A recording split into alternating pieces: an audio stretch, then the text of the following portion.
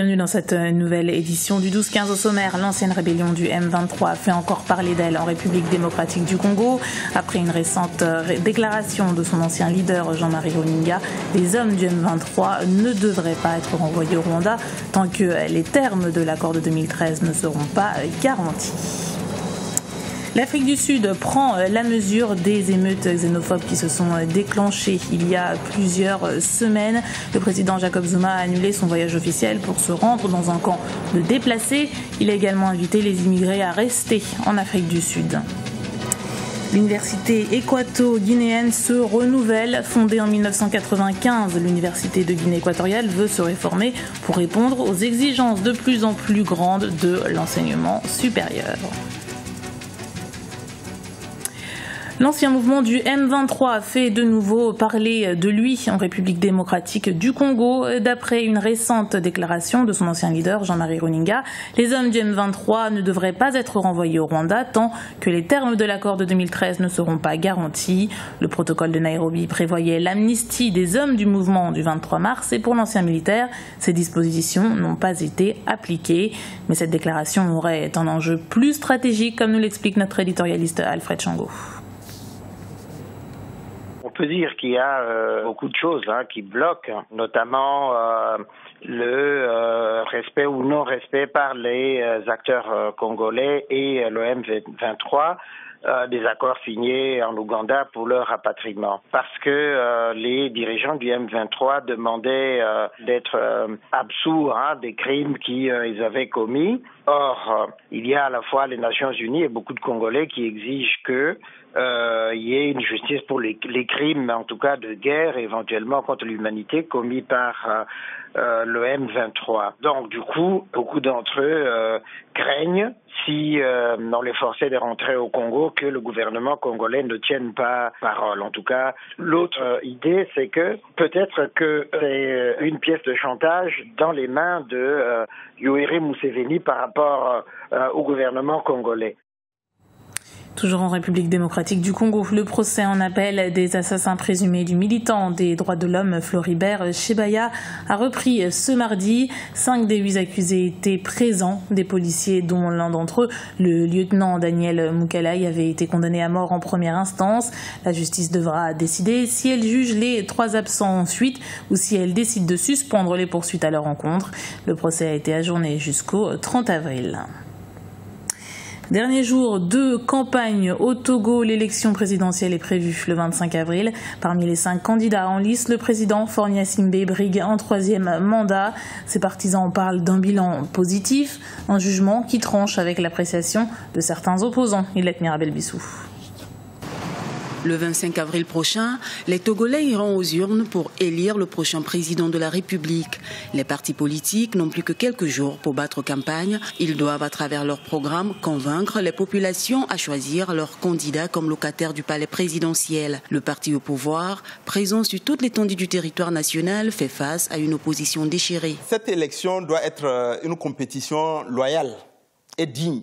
Ceux qui cherchent des arguments et des prétextes pour contester les résultats, au vu du net écart qu'il existera entre le président Faure et eux-mêmes, ils vont comprendre que les Togolais, dans leur grande majorité, adhèrent à la politique d'apaisement de la vie politique, adhèrent à la politique de réconciliation nationale et veulent aller de l'avant sur la base de tous les efforts collectifs que nous avons déployés au cours de ces dernières années et qui ont commencé à produire des fruits et des résultats tangibles et encourageants. Malgré les nombreuses grèves qui ont paralysé les différents secteurs d'activité ces derniers mois au Togo, les partisans du président sortant dressent un bilan positif de son dernier mandat.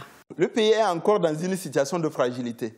C'est justement pourquoi il faut être attentif à la nécessité de consolider les bases de la croissance dont nous disposons aujourd'hui. Au cours des 10 dernières années, on a une croissance moyenne de 5%.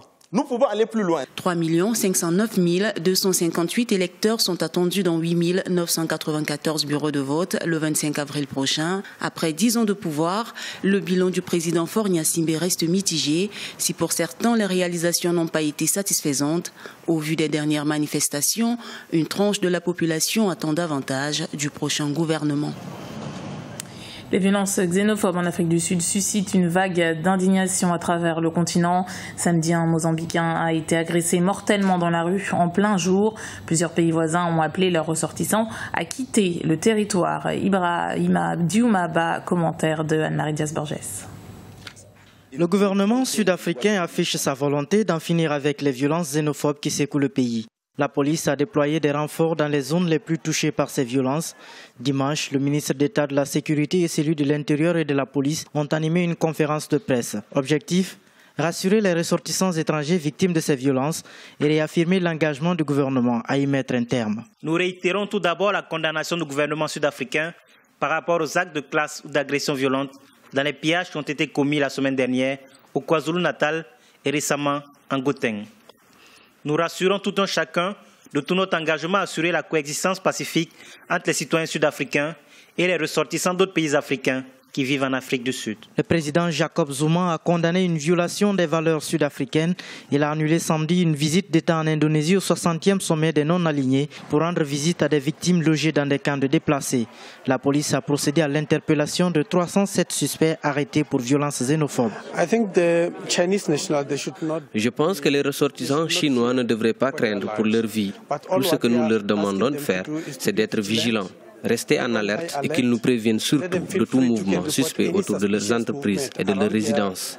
Ils doivent travailler en étroite collaboration avec les forces de police. Le gouvernement appelle la population à l'unité pour condamner ces violences. Pays d'environ 50 millions d'habitants, l'Afrique du Sud compterait environ 5 millions d'immigrés originaires pour la plupart d'Afrique australe, de la Corne de l'Afrique et de l'Inde.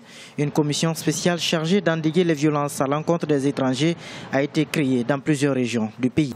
Et puis sachez que le ministère de la Défense a annoncé mardi que l'armée sera déployée dans le township d'Alexandra à Johannesburg. C'est dans ce quartier qu'avaient démarré les émeutes xénophobes de 2008 dans lesquelles 60 personnes avaient perdu la vie. Des militaires seront également dépêchés à Durban, là où se sont déclenchées les émeutes il y a 3 semaines. Une disparition dans le milieu du sport. Le joueur de football sud-africain John Mushu est décédé ce mardi des suites d'un cancer. Il avait emmené son équipe à la victoire en 1996 lors de la Coupe d'Afrique et des Nations. Une victoire symbolique 2 ans après la fin de l'apartheid. Sélectionné à 73 reprises, il a notamment évolué en Turquie entre 1997 et 2003. Du changement à la tête de l'Université nationale de Guinée équatoriale, Filiberto Ntumu-Guema succède à Carlos Tsetsuga. Le nouveau recteur aura la lourde tâche de moderniser l'institution. Alors quels sont les défis de l'Université équato-guinéenne? On fait le point avec Leopoldo Mbatsu. L'Université équato-guinéenne a la croisée des sommets. Fondée en 1995, l'Université de Guinée équatoriale veut se réformer pour répondre aux exigences de plus en plus grandes de l'enseignement supérieur. 20 ans après sa création, l'effectif de l'université s'est multiplié par 10. La gestion espagnole de l'époque est passée aux locaux et les besoins sont encore plus grands en termes de capacité d'accueil et d'enseignants. Il faut augmenter le nombre d'enseignants avec plus de salles de classe. Il faut aussi encourager financièrement les étudiants. Tous ces changements nous seront bénéfiques. Nous espérons que le nouveau recteur mettra en place des initiatives qui seront bénéfiques pour tous. Lo vaya a hacer y vaya a tomar en cuenta todas las pequeñas cosas que no se ha podido hacer. L'Université nationale de Guinée équatoriale Lunge, qui compte plus de 5000 étudiants répartis dans ces 3 facultés, a subi plusieurs réformes. Elle s'est enrichie de nouvelles disciplines comme la biodiversité et multiplie les coopérations avec ses homologues étrangers. La capacité d'accueil du campus est limitée. Avec le développement de nouvelles filières, il devient particulièrement difficile d'accueillir les 1500 étudiants qui y entrent chaque année. Les perspectives d'insertion professionnelle sont aussi réduites. Maintenant que nous nous développons, nous devrons accompagner notre croissance par une base scientifique. Si notre développement n'a pas de base scientifique, il ne pourra pas être durable. On ne peut pas planifier un développement durable sans base scientifique. L'espoir de la modernisation de l'université équato-guinéenne repose aussi sur la construction.